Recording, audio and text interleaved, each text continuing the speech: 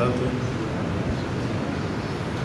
الحمد لله والصلاة والسلام على سيدنا رسول الله وعلى آله وصحبه ومن والاه، أما بعد.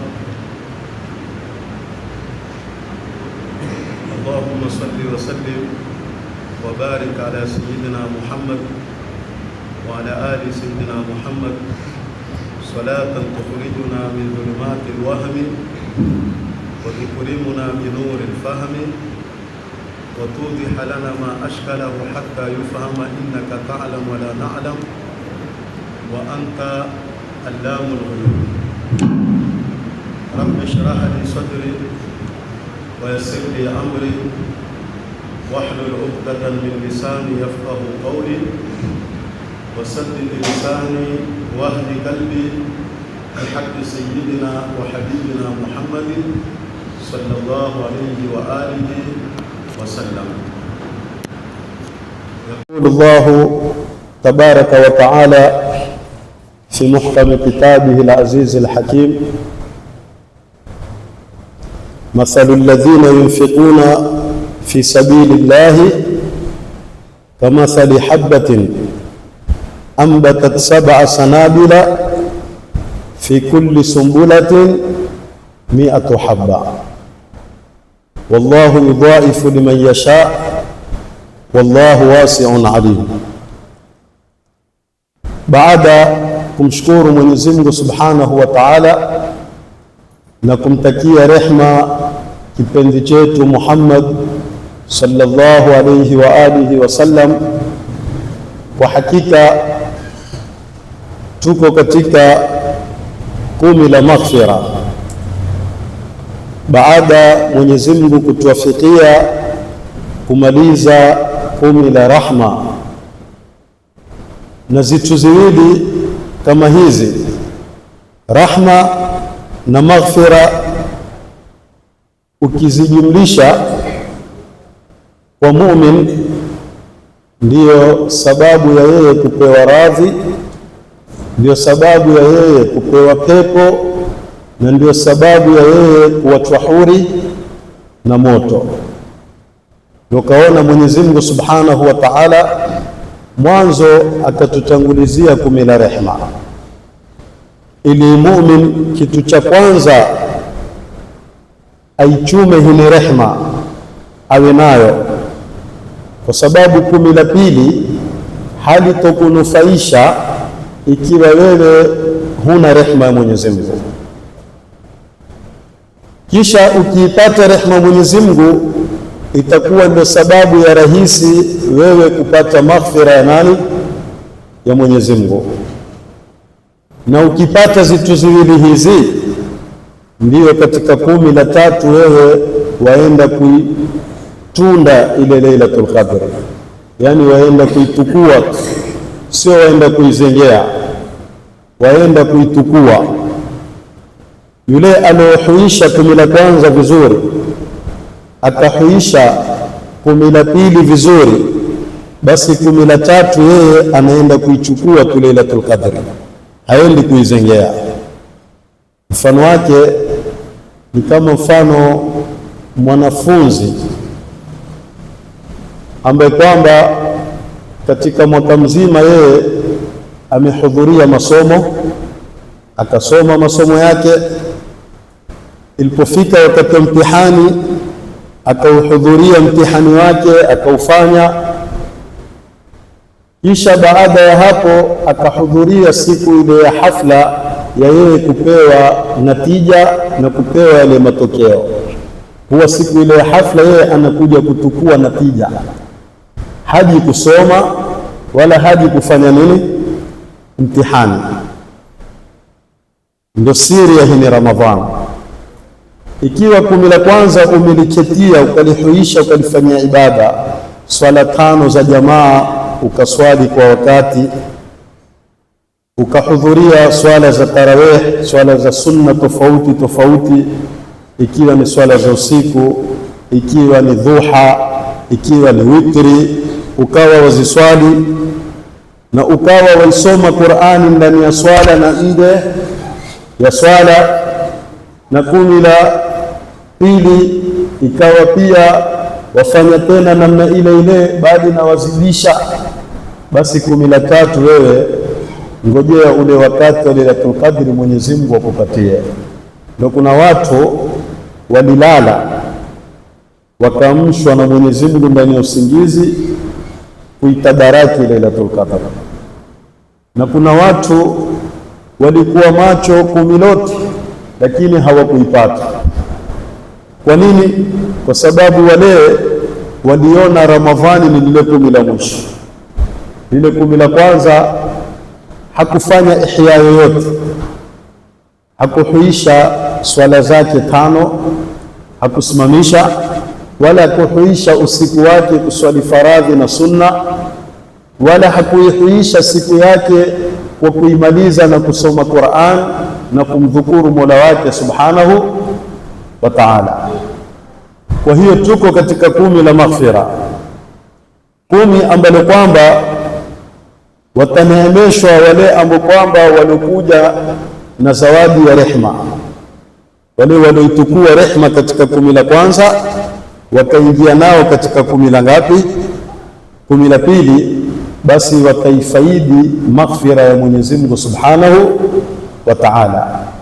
Na moja katika asbabu za muumini kusamehewa na Mola wake, kwa sababu mwanadamu mpaka arehemewe na Mola wake, asamehewe, ndiyo sasa atoke kwenye hasara, ima aingie peponi apate radhi za Mola wake, awachwe huri na moto. Tukaona Nabii Adam alisema rabbana dhalamna anfusana wa in lam taghfir lana wa tarhamna lanakunanna min alkhasirin. Ikiwa Rabbi hutotusamehe, hutotupa maghfira na hutotupa rehma, basi itakuwa sisi ni wenye kuhasirika, yani bimaana itakuwa hatuko katika utakaa minan nari, itakuwa hatuwezi kuingia peponi, itakuwa hatuwezi kuipata radhi ya Mola wetu subhanahu wa ta'ala. Ndiyo tukaambiwa moja katika asbabu za mtu kusamehewa madhambi ni kutoa al-infaq fi sabilillah, mtu kutoa katika njia zinazostahiki kutolewa, njia za Mwenyezi Mungu subhanahu wa ta'ala. Tunajua wengi watoa ulimwengu huu, lakini kuna wenye kutoa kwa maswalihi yao. Kuna mtu atoa, lakini atoa kwa ajili ya anasa za kidunia, anasa za upuzi.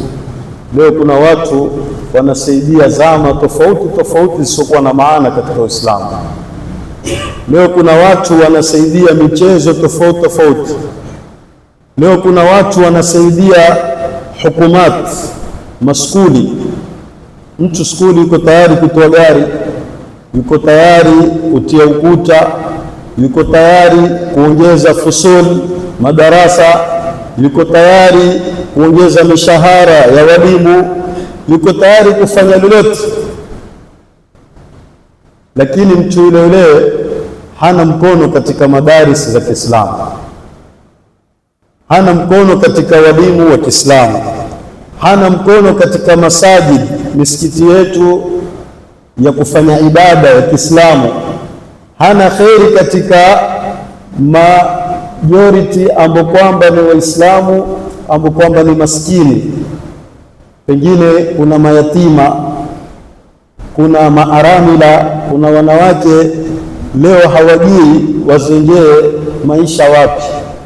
Mtu amezoea alikuwa kipewa na mume wake, leo mume wake amemwondokea, hajui nyumba ile atailipa vipi, hajui watoto wale atawasomesha vipi, na hakuzoea kutoka kwenda kuomba, na hata akafanya biashara kama ile haitomhalisi yeye kulipa nyumba na kusomesha watoto na kujipatia riziki.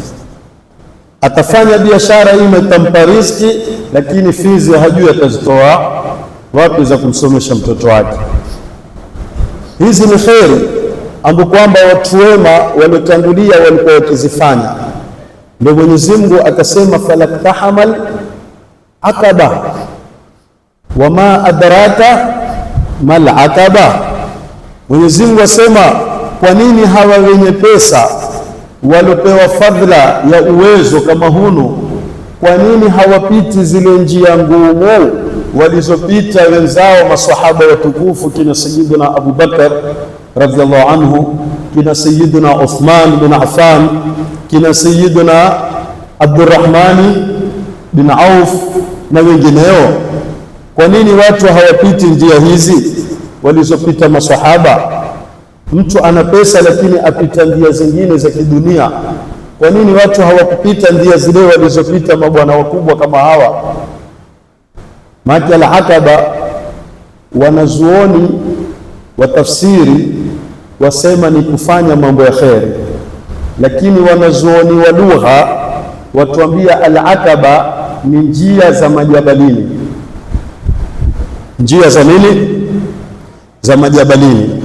Yani zamani ilikuwa wale wa mahodari, wale mafursani mahodari wa kupeleka farasi, walikuwa wakipeleka farasi kwenye majabali, ndia za majabali. Ndia, hakuna ndia ngumu kama ndia za majabali, kwa sababu saa nyingine utapata ndia mzuri, saa nyingine ndia mbovu, saa nyingine utapata mpaka urushe farasi baina jabali na jabali, ule farasi mpaka umrushe ndio upite. Ikiwa huwezi kumrusha utaanguka wewe na farasi wako, mtaumia. Kwa hivyo ukiona mtu apeleka farasi majabalini, ujue huyo ni tofauti na yule anayepeleka farasi kwenye mitanga na kwenye lami na kwenye barabara nyinginezo.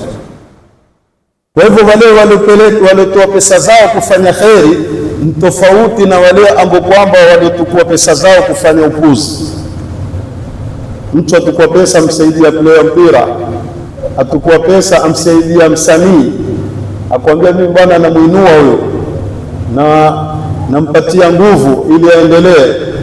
Je, ushawahi kumpatia nguvu mwalimu wa dini kumsongeza mbele? Ushawahi kumsongeza mbele yatima ambaye kwamba hajui ataendesha wapi maisha yake? Ushawahi kumsongeza mbele armila, mwanamke ambaye kwamba alofiliwa na mume wake? Hujawahi. Kwa nini pesa zako usifanye jambo ambapo kwamba ukifa jambo lile litakwenda kusubiri kesho, litakutetea katika kaburi lako, litakutetea katika sakaratil mauti yako, litakutetea katika sirati yako, litakufungulia mlango wako wa pepo? Kwa nini usifanye mambo kama yale? Na Mwenyezi Mungu akasema falaktahamal aqaba, watu walipita njia ngumu. Wama adraka mal aqaba, ni lipi litakujulisha wewe hiyo aqaba hapa imependelewa nini kwenye Qur'ani? Fakku raqaba, walikiwacha huri shingo za watumwa. Kina Sayyidina Bakar walikiwanunua kina Bilal, kina Khabbab kwa pesa nyingi, Makureishi wakiwauza kwa pesa nyingi sana. Kina Sayyidina Bakar walikuwa hata hawajali, wakitoa zile pesa wakiwanunua wale watumwa, wakiwatia katika huria ya Uislamu, wakiwatahuri. Walikuwa hawanunui kwa kuwa ni maslahi yao wataka kuweka nyumbani kuwatumisha, la, wakiwanunua wakiwatahuri watumikie Uislamu, wakiwatoa kwenye ubudia wakiwatia kwenye huria. Zamani ilikuwa kununua mtumwa, na sasa ni kama kununua nyumba. Umpe mtu ambaye kwamba hana nyumba lillah, ni kama ununue gari umpe mtu ambaye kwamba hana gari, umwambie tukua hilo mtumikie Allah lillah.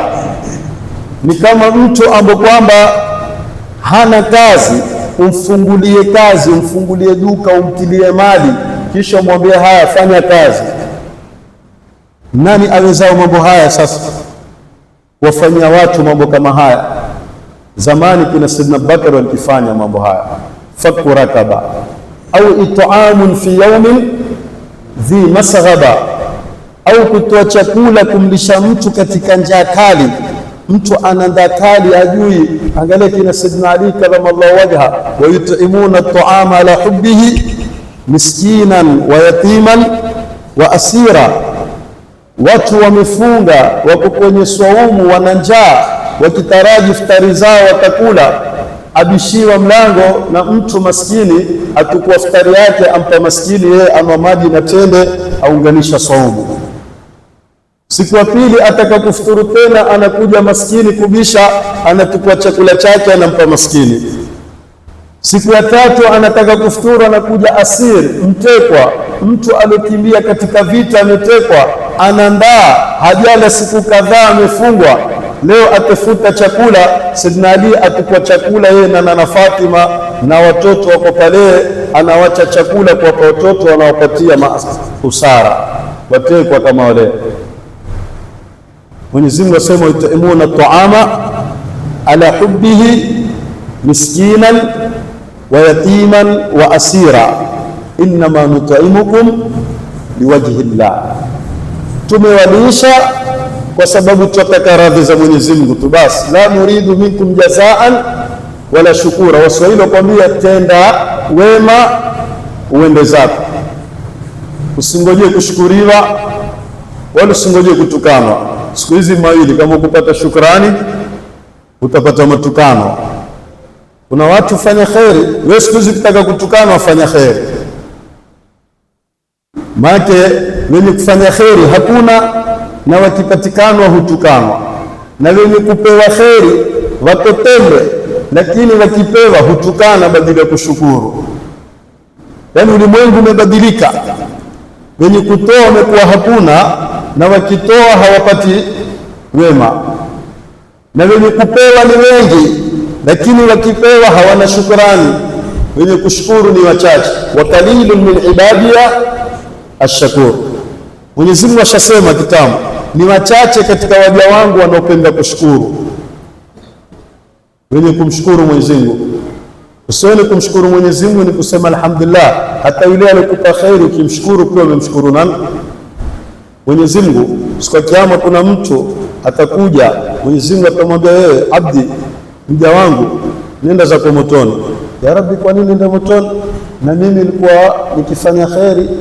Akamwambia wewe ilikuwa mja wangu, ilikuwa hunishukuru. Kwa nini ya Rabbi? Mimi nilikuwa nikikushukuru sana. Akamwambia ilikuwa hunishukuru, fulani na fulani na fulani walikupa khairi, wewe hukuwashukuru, bali ulikuwa ukiwatolea maneno. Akamwambia Rabbi, nikisi kwa kushukuru wewe. Akamwambia la, haiwezi kupita shukrani yangu kabla hujamshukuru yule amkwamba ajraitu ni'mataka alayhi. Ile neema yako nimeipitisha wapi? Juu lake, yani imepita kwake ile neema ndio ikaja kwako. Vipi hukumshukuru yeye? Mwenyezi Mungu hana haja shukrani yako, atakataa shukrani kwa wale ambao kwamba hawakuwashukuru wale wenye kuwafanyia kheri. Kwa hivyo mshukuru ndugu yako anapokusaidia, muombee dua. Mtume asema yoyote mwenye kuwafanyia nini wema, man asda ilaikum ma'rufa, mtu yote mwenye kuwafanyia wema, fatafiuhu, na nyinyi mrudishieni wema, mlipeni, fanya mukafa. Usikubali kufanya wema na wewe kacheti tu, na wewe siku nyingine ukipata mpelekee, na wewe siku nyingine toa, na kama huna cha kutoa, fa in lam tajidu ma tukafiunahu, ikiwa hamkupata kile ambacho kwamba cha kutosheleza na kumlipa yule ambaye kwamba alikufanyia nini neema, basi fad'u lahu, muombe nini? Muombe dua. Dua pia washindwa kumwombea, kumshukuru pia washindwa. Kwa hivyo kina Sayyidina Bakar walikifanya khairi kama hizi, au it'amu fi yawmin dhi masghaba yatiman za makraba, wakiangalia mayatima jamaa zao na wasokuwa jamaa zao, au miskinan za matraba, au maskini ambapo kwamba hali yake yote yani ni hoehahe, maana ni maskini wa mtangani, ule kulala kwake ni mtangani, chakula chake huokota kule mtangani, yani kila kitu chake ni mtangani, hana nyumba, hana kazi, hana mahali pa kuzengea kula. Ukawaangalia maskini hali ile ukawasaidia, basi ndio upate maghfira za Mwenyezi Mungu Subhanahu wa Ta'ala. Na Mwenyezi Mungu akasema, mathalu ma yunfiquna fi sabilillahi, mfano wa wale ambao kwamba watu wenye kutoa chochote kwa ajili ya nani? Ma ni chochote, usione kutoa mpaka uwe na kiwango fulani ndio utoe, au wengine waone kutoa ni matajiri tu, maskini hatoi, ni urongo. Ya ayyuhalladhina amanu la tulhikum amwalukum wala auladukum an dhikrillah wa man yaf'al dhalika fa ulaika humul khasirun wa anfiqu mimma razaqnakum, wa anfiqu, toeni yote. Hii amri imekuja kwa sote. Tumesema ittaqun nara walau bishiqqi tamra, ogopa moto hata kama ni ile tende yako moja utaigawanya mara mbili, umpe ndugu yako Muislamu. Maskini anakuja kukuomba, usimwambie mimi mwenyewe hiki chakula nimesaidiwa na wewe kuniomba. Kile kile unasaidiwa na wewe msaidie, toa nusu ule na yeye mpe nusu. Kana la yaruddu sa'ila, Mtume alikuwa hamrudishi mwenye kuomba kabisa. Mtu akija kuomba, Mtume fanya namna yote akatoa, hata kama ni tende, na kama hana basi atarudisha fabikalimatin tayyiba. Mtume atatoa maneno nini? Mazuri, mpaka ule mwenye kuomba ataona kama amepewa kwa yale maneno mazuri, japo hukumpa, lakini ataona kama umempa moyo katika kule kuomba kwake. Hakupata, lakini umempa maneno yatamsaidia katika kule yale maisha yake. Asema, na kama huna maneno mazuri, basi angalia yule ambaye kwamba anaweza kumsaidia, amsaidie. Pia huwezi mambo fulani mimi sina, lakini nenda kwa ndugu yangu kule, umeona pale, nenda, yeye atakupatia. Na mtabaan kweli akienda atapata. Mtume alikuwa akifanya mambo haya. Kama yeye hawezi kumkirimu mgeni, hana kitu nyumbani na mgeni ni wake, basi atawauliza maswahaba, nani atamkirimu mgeni wangu? Man yukrim dhaifi, nani atamkirimu mgeni wangu? Maswahaba wakiinuka, pengine mtu hana kitu, lakini ataka zile sharafu ya kumkirimu mgeni wa Mtume. Mmoja amtukua mgeni wa Mtume, aenda naye nyumbani, ampeleka kwa Ummu Sulaim, kwa mke wake, amwambia Abu Talha, anampeleka mgeni kwa mke wake Ummu Sulaim, anamwambia Ummu Sulaim, huyu mgeni wa Mtume. Huyu mgeni wa nani? Wa Mtume sallallahu alaihi wasallam. Tusimrudishe. Ummu Sulaim amvuta mume wake kando, amwambia, lakini chakula kilokuweko kidogo, sisi wenyewe hatutoshi na watoto, sasa tufanyeje? Akamwambia watoto walaze, watoto fanya namna yote walale, chakula tumpe mgeni, lakini tusimrudishe mgeni wa nani? Wa Mtume sallallahu alaihi wasallam. Ummu Sulaim awalaza watoto, chakula chawekwa, Abu Talha azimata, amwambia mgeni kula, yeye ajifanya wala, kumbe yeye hali anampatia kile chakula mgeni, anakula mgeni mpaka mgeni anashiba, ndio mke wake washapaa, wafanya kama moto wameenda namna ile.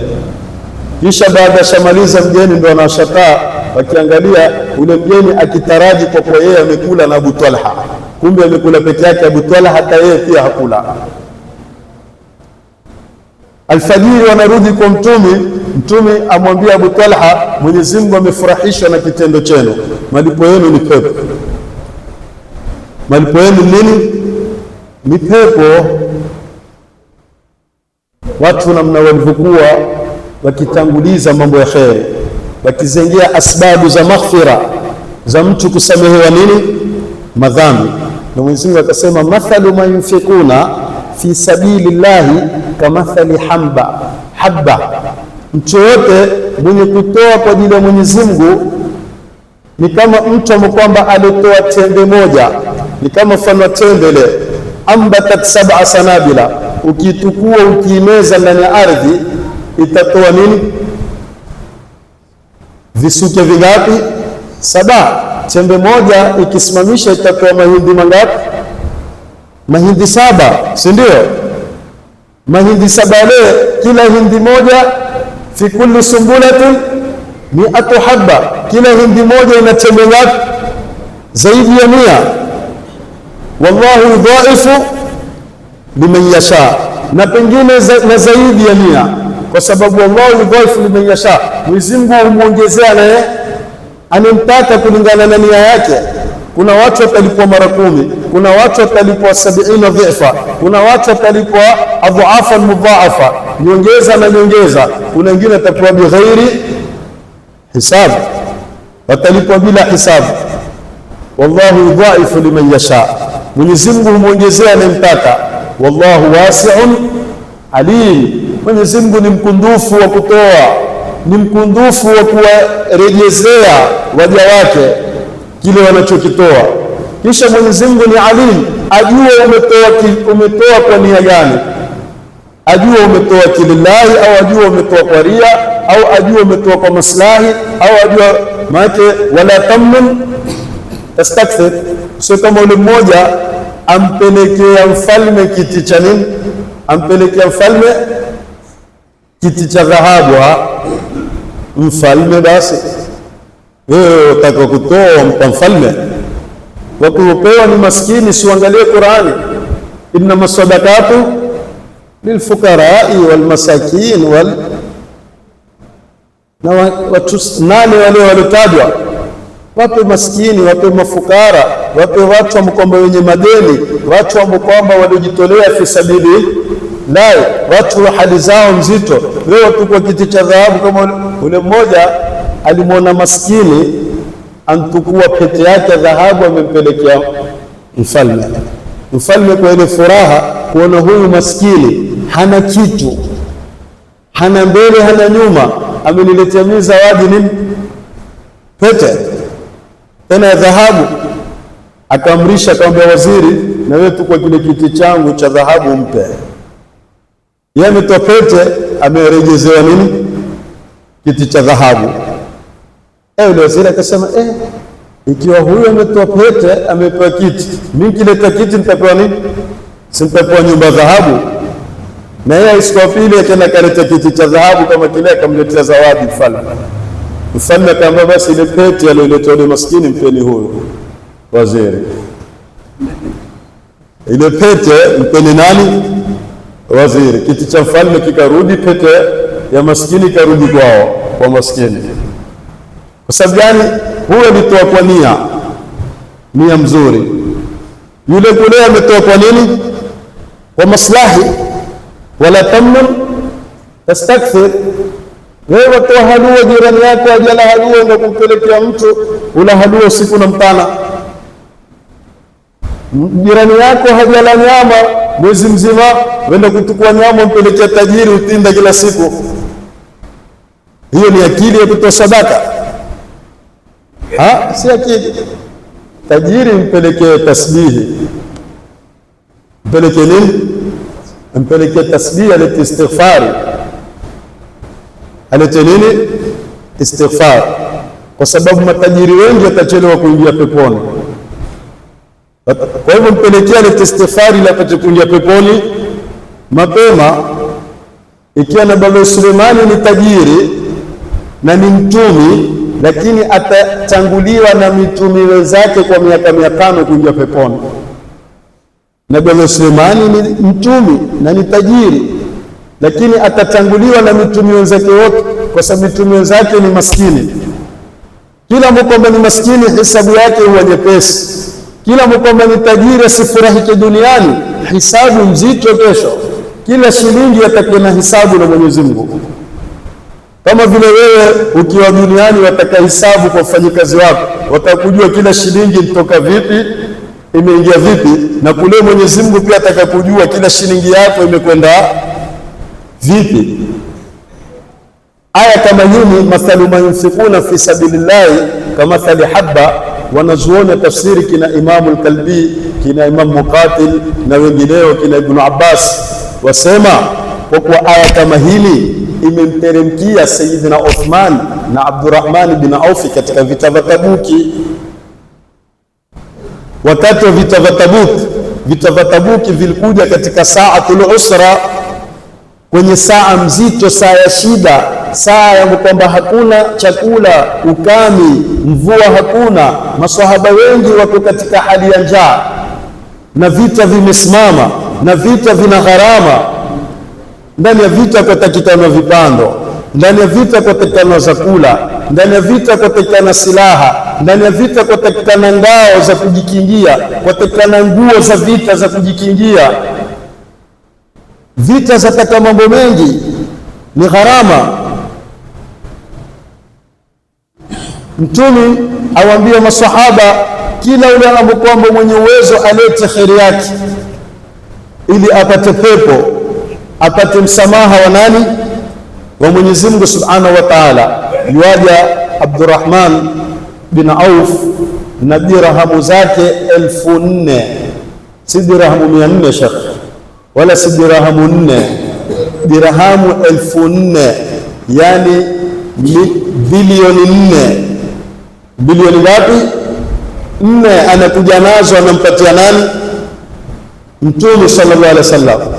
Kisha amwambia Rasulullah, hizi nimekupatia kwa ajili ya Mwenyezi Mungu, lillah, na nyumbani kwangu nimebakisha kama hizi 4 nilokuletea, lakini nimebakisha kwa ajili ya nafsi yangu na familia yangu na watoto wangu ya Rasulullah.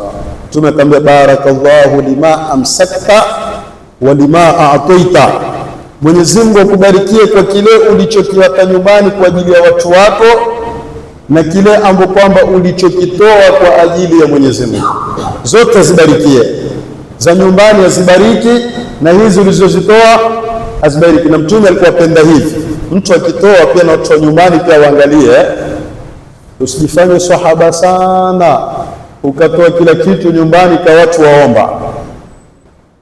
Wewe toa nje, nyumbani watu waomba.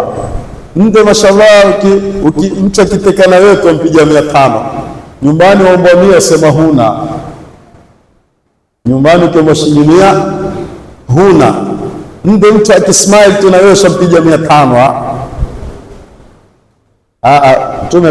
Mtume ni sahaba waje watoa, amwambia hizi nyingine kawapelekea watu nyumbani. Amsik alayka ba'dha malika fa huwa sadaqa, akaambia zuia baadhi ya mali yako pia ni sadaka. Ile baadhi ya mali pia ukizuia nyumbani kwa ajili ya watu nyumbani pia, ile sababu watu nyumbani pia ukiwapa sadaka. Kila tonge unaomlisha mke wako, unaomlisha mtoto wako, unaomlisha mtumishi wako, unaomlisha jirani yako, unaomlisha mfanyikazi wako pia ni sadaka. Tena ile sadaka kubwa zaidi kushinda ya nje, sababu kwanza ile ni wajibu, ni jukumu lile, kisha ndio angalia sadaka za sunna za nje. Mtume sallallahu alaihi wasallam amwombea dua Abdurrahman bin Auf. Sayyidina Uthman na yeye huyu waja amwambia ya Rasulullah, amwambia jihazu kulli ahadi man la jihaza la, amwambia maandalizi ya kila mtu ni juu yangu, yani alayya jahazu kulli ahadin man la jihaza lahu, amwambia kila yule kwamba hana maandalizi aina yoyote kwenye vita ni juu yangu ya Rasulullah. Yani mtu kama hana farasi mimi nitampa farasi, kama hana chakula cha kwenda mwezi mzima vitani juu yangu chakula, kama mtu hana panga juu yangu panga, mtu kama hana ngamia juu yangu ngamia, hana mbuzi juu yangu nini mbuzi. Yani Mtume Sayyidina Uthmani amejitolea, huna kanzu ya vita juu yake. Hebu niambie, aingie tu ajitolee tu mtu hapa atoe tu ofa kama hili, wale uko ndani ya msikiti sinde fanya leo uko ndani ya msikiti, maana tusihesabu watu wa Tabuki, idadi ya Tabuki nyingi, tuhesabu idadi ya darasa tu, maana kitaka idadi ndogo ni ya darasani na ya tarawehe. Wewe ukitaka kutoa sadaka siku hizi nenda kwenye tarawehe na darasani ndio utapata idadi ndogo, lakini kitaka idadi nyingi nenda kwenye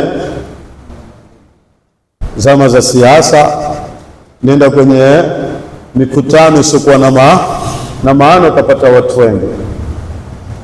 Kwa hiyo Sayyidina Uthmani ampatia ofa Mtume kama hili, asokuwa na maandalizi yote kwenye vita ni juu yake. Mtume amwambia Uthmani nini? Amwambia hutodhurika tena baada leo, wewe ni pepo tu. Yani hakuna kitu chochote kitakudhuru. Unajua sadaka pia kukinga.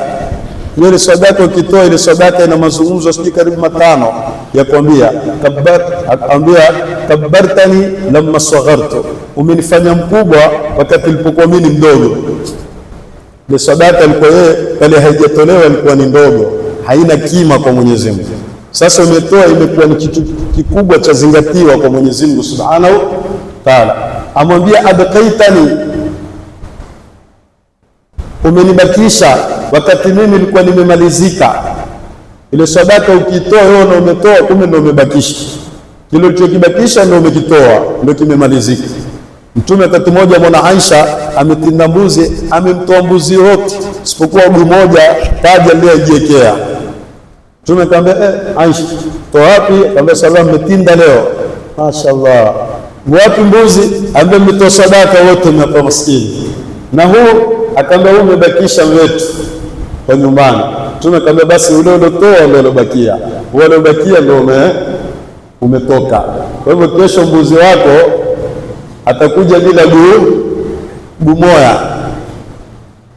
Ungemtoa wote angekuja mbuzi mzima. Lakini umejibakishia, basi guu moja atakuwa hana kesho. Kwa hivyo sadaka ukitoa ndo, kwa sababu mtu yote mwenye kutoa kuna malaika hukuombea dua. Mwenyezi Mungu ameweka malaika wawili, kazi yao kuombea dua wenye kutoa na mabakhili wale wasotoa. Ule mwenye kutoa ambaye Rabbi mpe badala. Mpe nini? Mpe badala njema. Na ule ambaye kwamba Allahumma anfiq, mpatie likulli munfiqin khalafa, kila mwenye kutoa mpe nini? Aati likulli munfiqin khalafa, kila yule mwenye kutoa mpe badala yake. Amtoa hiki mpe chengine kizuri zaidi ya kile. Na yule mwingine Allahumma aati likulli mumsikin talafa, kila yule kwamba mwenye kuzuia mpe kuharibikiwa. Wewe umezuia 1000, basi ngojea balaa yaje nyumbani kwa 1500. Taki ustaki. Umezuia maskini 10 tu kuwasaidia, angojea kesho utashikwa na maskari 10, utakwenda kuzitoa zote. Kila askari atapata 1500 yake. Wewe umezuia maskini 10 tu kwa 1000, si ndio? Kesho kuna askari 10 ukusubiri, kila askari atapata 1500 yake kutoka kwako. Kwa nini? Kwa sababu umezuia kwa Mwenyezi Mungu, utatoa mahala pengine. Hii ndio wale malaika wamewekwa kwa sababu hiyo, kukuombea. Kuna watu wamezuia kutoa sadaka Ramadhani na wazee wao walikuwa wakitoa, basi waangalie mwaka ule utaona wameharibikiwa kila. Wazee wao walikuwa wakibarikiwa, wao wameharibikiwa kila kitu. Wamekuwa tao shangao, wazee wetu kiishi vipi bana? Wazee wetu walikuwa wakitoa wapi hizo pesa za kuwapa watu? Walikitoa pale pale walipokuwa mkizuia nyinyi. Pale pale ndio walikuwa wakitoa, lakini walikitaraji Mwenyezi Mungu atafanya nini? Atawabarikia. Ndio tukimaliza na viswa viwili. Kiswa cha kwanza, mwanamke mmoja alikuwa na mtoto wake. Ilikuwa akimlisha, kisha ana chengine akila yeye. Sasa wakati lile tonge limefika kwenye mdomo wake, yule mwanamke atakakula, mara maskini abisha mlango, aomba chakula, na ilobakia ndio lile tonge la mwisho. Basi aliwacha kula yeye kile chakula, akakirudisha, akampa yule nani maskini. Hakuweza kumwambia sina kitu, sababu Mtume alikuwa harudishi nani maskini chakula. Maskini ashakitamani yeye, yule mwanamke amemlisha mtoto wake, sasa atakakula yeye, imebidi kile chakula akitoe ampe maskini. Mwanamke kama yule baada ya kumpa maskini, akaenda zake kuhangaika kama kawaida yake, kwenda kutukua kuni mwituni kule. Akaenda na mtoto wake mwituni, akamweka mtoto wake kando, akaushika miti akikata zile nini kuni. Mara ghafla akatokea mbwa mwitu, akamtukua yule mtoto, ikahukilia naye. na yule mama maskini kayomfukuza yule nani, mbwa mwitu, asimdhuru yule mtoto asije akamtafuna, ikawa hukimbia. Basi Mwenyezi Mungu amtuma Jibril alayhi salatu wasalam aenda kumtoa mtoto kwenye mdomo wa nani, kwenye mdomo wa mbwa mwitu, ampatia yule mama.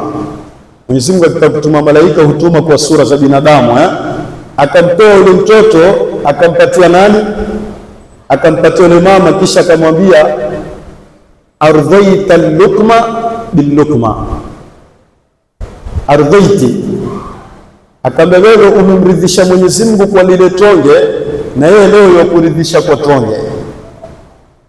Yani allukma billukma, wewe ulitoa tonge lako mdomoni kumpa maskini, leo Mwenyezi Mungu amemtoa yule mbwa mwitu tonge lake mdomoni, amrudishia mwanamke kama huyo yule mtoto. Vile ulivyofanya wewe umefanya dogo, Mungu amekufanyia kubwa zaidi, na akakwambia wallahu yudhaifu liman yasha. Mwenyezi Mungu amelijalia ile sadaka ya yule mama imekuwa kinga kwenye balaa ya mtoto wake. Unajua sadaka inakukinga, si ndio? Inakuzuilia mabalaa mingi. Unajua hizi balaa nyingi wakati mwingine sisi hatuzioni, lakini Mwenyezi Mungu huziondosha kwa sababu ya zile sadaka zetu.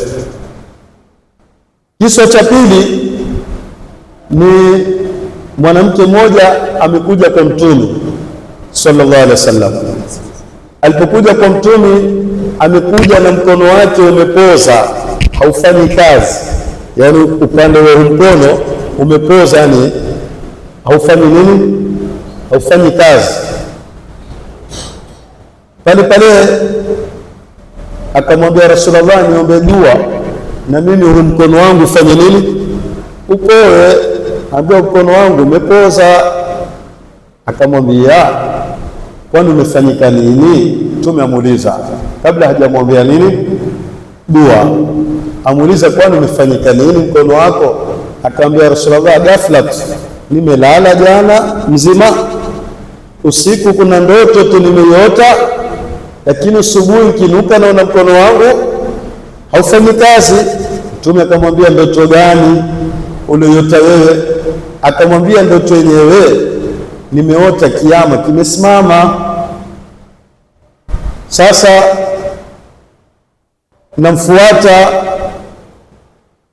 mamangu, namfuata nani?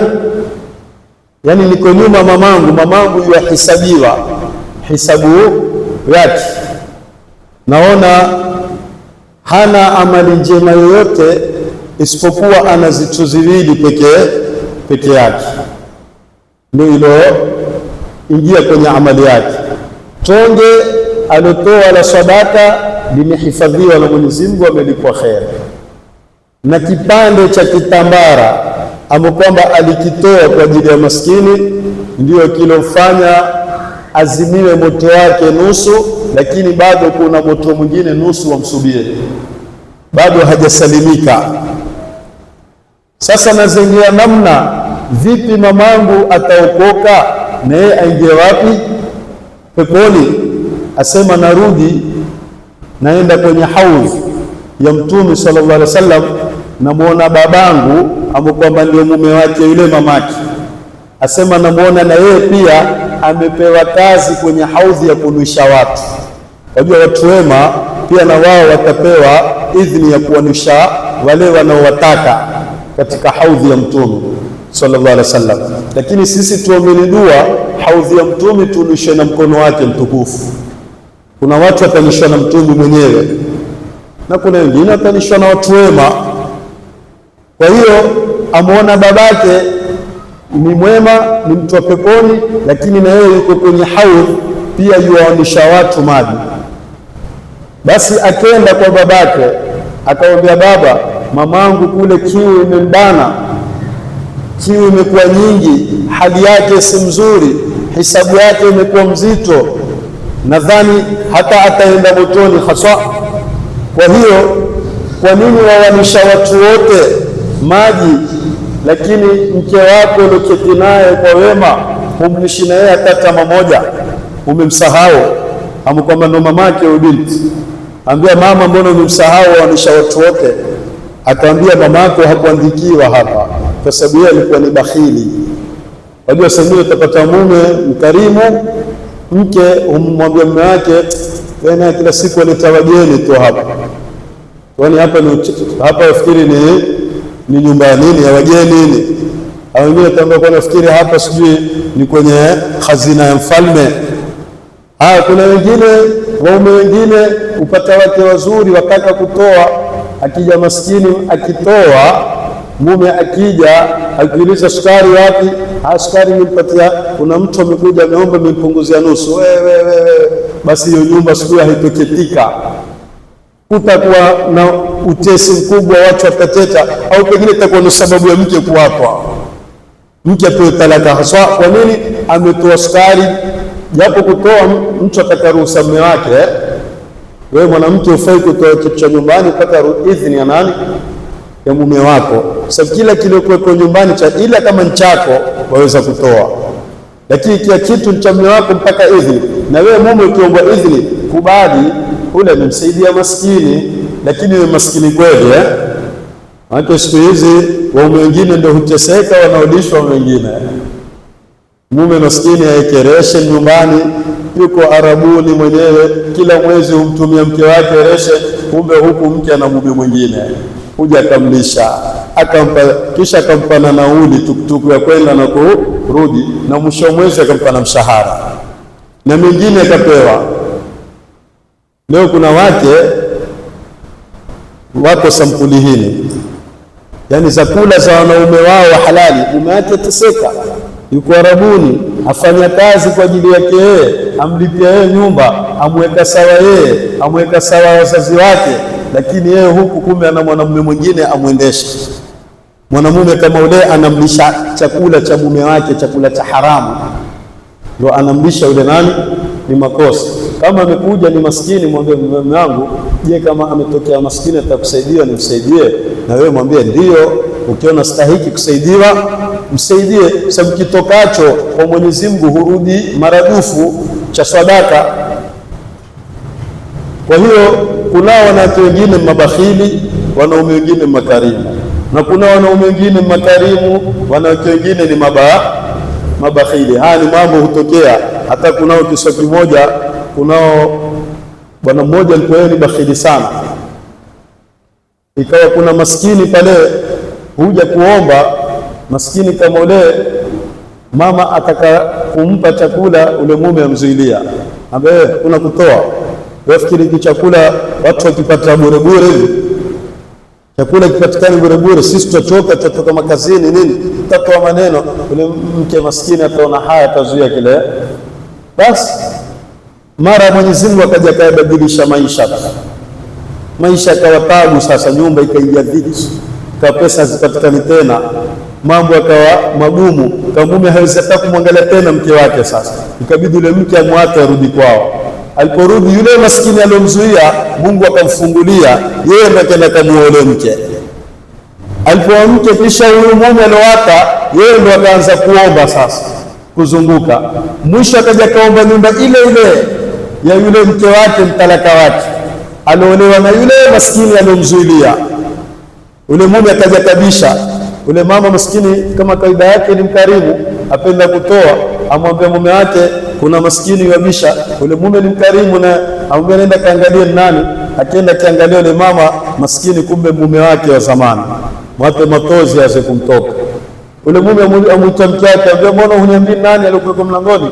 Hawezi kuzungumza kwa ile shati la kulia. Ambia kwani umeona nani? Akaambia ninakwenda kumwona yule mume wangu wa kwanza nilokuwa naye, ilikuwa maskini, wakija wakiomba akiwafukuza. Leo yuaje wewe kuomba? Ule mume amwambia mpe. Angalia wakarimu, amwambia nini? Mpe. Ule mama maskini atukua chakula ampatia, ampatia. Yule mume alikuwa ni bakhili, alikuwa hatoi. Kwa hivyo Mwenyezi Mungu huzungusha ile maisha. Wewe usione kwa ukizuilia ukaona utatengekea, utakuja kuharibikiwa. Kisha ule mzuilia Mungu aje amfungulie, kisha wewe ndio ukadhalilike sasa kwa yule Mungu aliofungulia. Ndio kaambiwa mtu Mwenyezi Mungu likulli yawmin huwa fi sha'n, kila siku Mwenyezi Mungu yuko katika utenda kazi, kila siku yuwaumba, kila siku yuwafanya kazi yake. Kwa hivyo usimdharau mtu, usimcheke mtu, usimrudishe mtu. Wasaidieni mnaoweza kuwasaidia, toa kile unachoweza kukitoa. Peleka kampeni kwa watu wasaidie kwa wale wanaoweza, kwamba wajua hawa watasaidia, basi ujue addalu ala alkhairi kafailihi. Ukienda ukimwambia fulani mahali fulani kuna maskini ataka kusaidiwa, akaenda akasaidiwa, wewe ndio kwenda kupeleka zile habari, na wewe pia utaandikwa fungu umemsaidia yule maskini, wewe pia utaandikiwa thawabu zako. Basi pia kumwambia mtu amsaidie maskini pia washindwa, wewe huwezi kusaidia, pia kumwangalia mtu anayeweza pia huwezi. Kwa hivyo tuweni kama Mtume sallallahu alaihi wa alihi wasallama. Yule mwanamke, yule binti akajibiwa na babake, akamwambia mimi siwezi kumlisha mamako, sababu mamako alikuwa ni katika fungu la watu mabakhili. Kwa hivyo Mwenyezi Mungu ameharamisha mabakhili kupewa kitu chochote leo siku ya Kiyama. Kama wao walikuwa hawataki kuwapa watu vitu, leo Mwenyezi Mungu ameharamisha. Kwa hivyo sione ni nini, ni amri ya Mwenyezi Mungu. Ule binti kwa zile hasira alipokonya yule babake kile kikombe cha maji, akaenda mbio kumpelekea nani? Mamake. Basi akashtuka usingizini, akishtuka ule mkono umepoza. Ule mkono umefanya nini? Umepoza. Kwa sababu gani? Mungu hataki wapelekewe mabakhili. Wewe upokonya babako maji upelekea mamako, na mamako alikuwa ni bakhili, mkono ukapoza kwa sababu ya kukhalifu amri ya nani? Ya Mwenyezi Mungu. Mtume ndo pale pale akamwombea dua, akamwambia Rabbi, kama ulivyosuluhisha maisha ya watu wema, basi msuluhishie na yeye mkono wake. Pale pale Mwenyezi Mungu akamrudishia mkono wake ukawa mzuri, lakini akawa amepata funzo kubwa sana yule binti mbele ya Mtume sallallahu alaihi wa alihi wasallam. Inshallah ya kuzungumzwa ni mengi sana. Almuhimu ni tufuateni amri ya Mwenyezi Mungu, tutoweni, wala usijalie kwa kutoa ni tajiri. Kila kwamba Mungu alikupa, na wewe angalia lisaili wal mahrum, ule mwenye kuomba na ule aliyekoseshwa, hana mbele hana nyuma, uende ukampe. Kuna watu wengine maskini hawaombi, lakini huwajui kama maskini. Si lazima mtu aje kuombe ndio umpe. Madamu kitu umepata, mpe na jirani yako. Madamu wewe umepata, mpe na ndugu yako. Madamu hiki umepata, mjalie. Na yule naye akiona anacho, na yeye atatukua atampa mwingine. Maswahaba wapelekeana kitwa cha mbuzi sadaka, kitwa kama kile cha zunguka nyumba 40. Mtu apewa kitwa, badala ya kifanye supu ane, asema mimi kitoweo nao, lakini kuna jirani yangu pengine hana kitu, atakuwa kile kitu ampa jirani yake. Jirani na yeye afikiria yale, mimi nishawahi kula juzi na jana, lakini kuna mwenzangu wiki nzima hajala nini kitoweo, atakuwa kile kitu ampelekea. Kila apewao ana husnu dhani na ndugu yake, mpaka kile kitu chazunguka nyumba 40 charudi tena pale pale. Masahaba wafa, maji yazunguka kwa watu kadhaa. Huwa apewa maji, amsikia mwenzake asema alma, ule akasema basi yule aonekana na kiu zaidi kushinda mimi, atakuwa maji ampa mwenzake anoe mwanzo, na ule kitakunwa na ule mwingine ikisha maji, na ule atakuwa maji, hata yakirudi tena ile maji, kila mmoja shakata ruhu, kila mmoja shakata nini?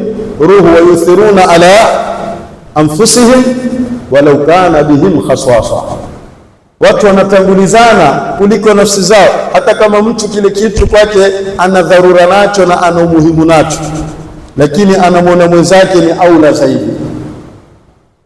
Kwa hivyo hizi ndio asbabu al-maghfira. Ndio moja katika sababu ya kusamehewa madhambi ni mtu kutoa kwa ajili ya nani? Ya Mwenyezi Mungu. Al-yadul ulya khairu min al-yadi sufla, mkono wa juu wa kutoa ni bora kuliko mkono wa chini wa kupewa. Siku zote muombe Mwenyezi Mungu akujalie katika watu wa kutoa. Kuna watu waombe, ya Rabbi, inshallah Ramadhani hii nijalie mpate bahasha 5.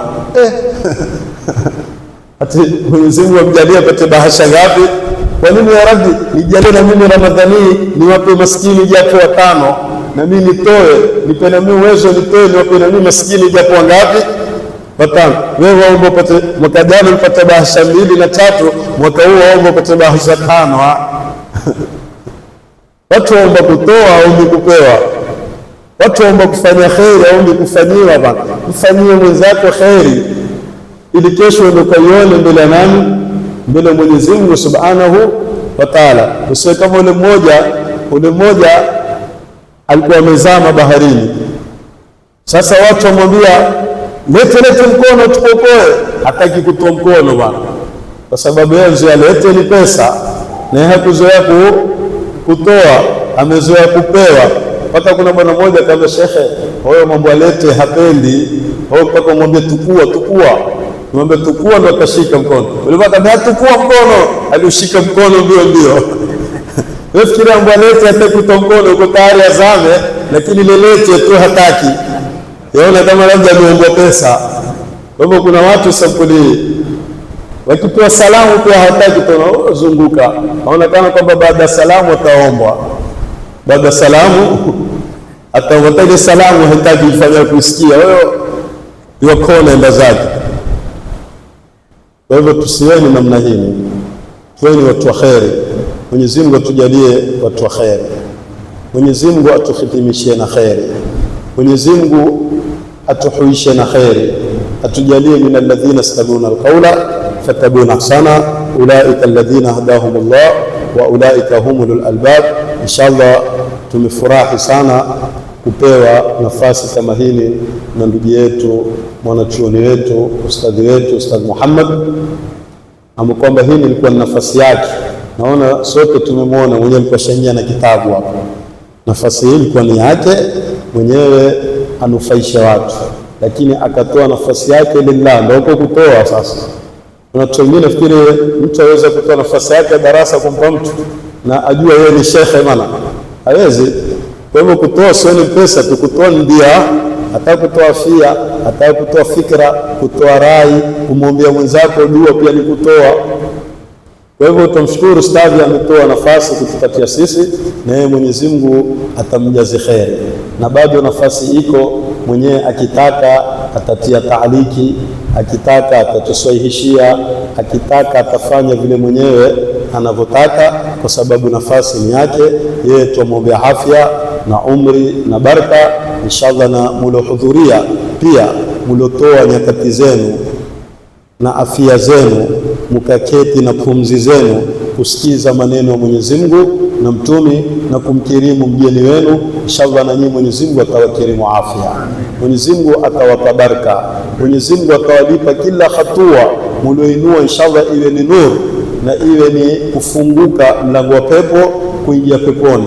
Na inshallah Mwenyezi Mungu atutakabalia Ramadhani yetu, kama alivyotukamilishia 10 la rehma, atukamilishie na 10 la maghfira, na atutie katika 10 la itkun minan nari, kama alivyotuanzisha tumalize inshallah. Na waliotangulia Mwenyezi Mungu warhamu, na wagonjwa Mwenyezi Mungu awapoze, na wale ambao kwamba walioitamani Ramadhani hawakuipata, inshallah Mwenyezi Mungu na wao awape fungu letu.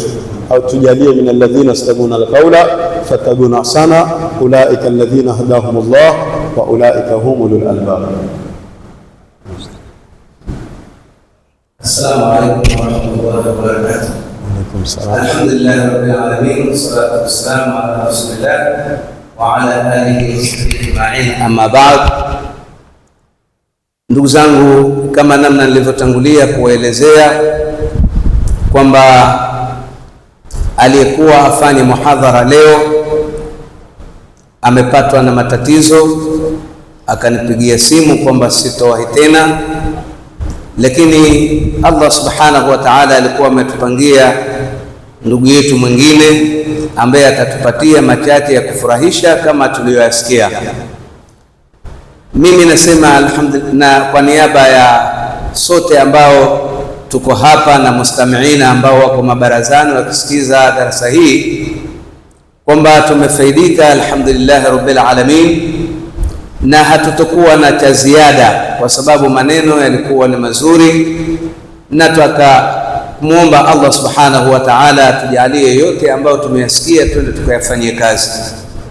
Lakini ombi langu mtampatia al-akh inshallah aangalie nafasi yake, alafu wasiliane na mimi kwamba siku fulani inshallah nitakuwa na fursa. Kwa hivyo ningependa tena kuja kuwapatia mazuri kama haya ambayo umetupatia. Tumuomba ndugu yetu afikirie inshallah na anielezee siku hizi, kama namna tunavyofahamu kuna njia za rahisi za mawasiliano, basi inshallah na sisi tutampokea tuweze kuyapata mazuri kama haya. Hatuna zaidi isipokuwa ni kumuomba Allah subhanahu wa ta'ala kama alivyomleta salama na pia akirudi arudi salama. Allahumma innaka afuwun tuhibbul afwa fa'fu anna. Allahumma innaka afuwun tuhibbul afwa fa'fu anna birahmatika ya arhamar rahimin. Wa sallallahu ala sayyidina Muhammadin wa ala alihi wa sahbihi ajma'in walhamdulillahi rabbil alamin. Shukran, barakallahu fikum.